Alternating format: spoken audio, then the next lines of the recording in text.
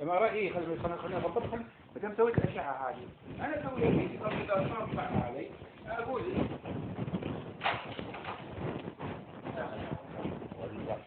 إن شاء الله لا ما يكون هذا مشيت له إياه هذا مشيت له إياه أنا باكر على عالم الأصحاب الثاني اشربي ماي وايد اشربي ماي وايد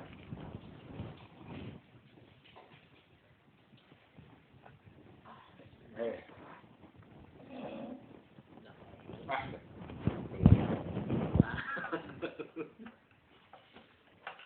ممكن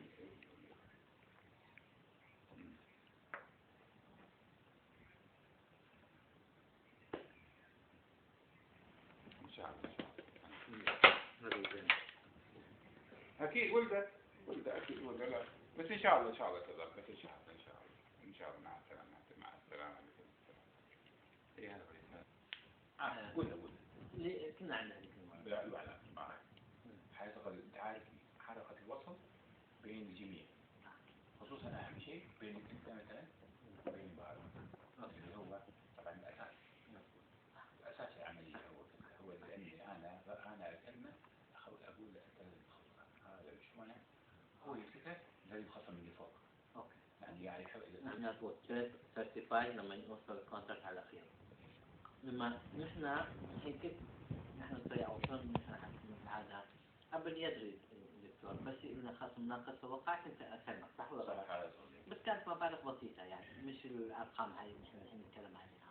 الحين ما في مشكلة أنا يعني حكيت بسيطة يعني أعمل لك يعني كانت الأرقام اللي نتكلم عليها اللي نبي ندفعها مبالغ يعني صحيح. يعني وصلنا آخر شيء 40 و30 ما وصلنا شيء يعني لأن وقف لا في شيء واضح. إيه بس قصدي نحن مو كل شيء لا نحن ماشي من طريقة كل شيء ماشي. إذا كيف أول شيء ما في شيء عملناه وخلص البيع. شو سنة؟ المناقصة 6 شهور ولا سنة. لا بس نحن المرة اللي فاتت حتى لما قعدنا وياهم على نفس المناقصة بيت الأطراف على هو هو قال انتم بتحضروا لي فلوسي قبل لما نقول لكم ذهب الشغل بعطيه سيرتيفايد تشيك لما بيجي بتوقع المناقصة وقعها بسلمه هو نحن على التوقيع لما نحن بنوقع هو ما حينطر للتنفيذ وغيره والفلوس ما له هو شغل بالموضوع اللي بعده توقيع العقد هو إله شغل خلص نحن لما نوقع هو مش 100% ضمان برضه نحن صارت معنا نحن وقعنا مرة عقد مع الداخلية وخلص كل شيء خلص انتهى بعدين رجع وقف ليش شلون تضمنها؟ نحن رجعناها مرة ثانية بس أخذت سنة ما هو الحين هي النقطة ما هي يعني يضمنون يعني نحن إذا بدينا نسلم ما كان في هو عقد مرة فاتت هو عقد هم هاي كلامهم حسب المبلغ هو مشكلة المبلغ هذا وضع حساس عنده أوكي عشان يعني نكون واضح